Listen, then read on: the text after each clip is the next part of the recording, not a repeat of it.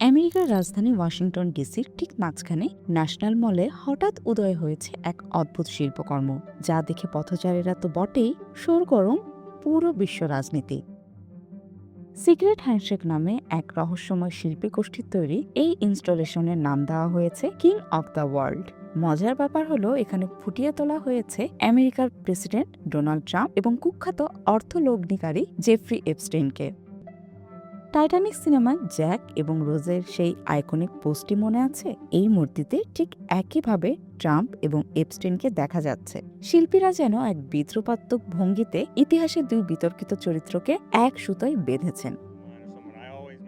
যখনই ইন্টারনেটে বা অন্য কোথাও এই ধরনের কোনো কিছুর খবর পাই, আমি দুপুরের খাবারের বিরতি নিয়ে এখানে চলে আসি নিজের চোখে দেখার জন্য। আমার মনে হয় এই উদ্যোগগুলো অসাধারণ এবং একদম সঠিক সময় নেওয়া। বিশেষ করে বর্তমানে চারপাশের পরিস্থিতি সামলানো যখন এত কঠিন, তখন এই ধরনের শিল্পকর্ম অনেক সাহায্য করে। আমার তো মনে হয় ট্রাম্প বিদায় না নেওয়া পর্যন্ত এগুলো এখানে স্থায়ীভাবে রাখা উচিত। শুধু মূর্তিতেই নয়, এর পাশে থাকা নামফলকগুলোতে ট্রাম্প এবং এপস্টেইনের মধ্যকার কথিত সামাজিক সম্পর্ক এবং নানা অভিযোগের কথা উল্লেখ করা হয়েছে। এছাড়া পাশেই বিশাল ব্যানারে তাদের একসাথে থাকা পুরনো কিছু ছবিও প্রদর্শিত হচ্ছে।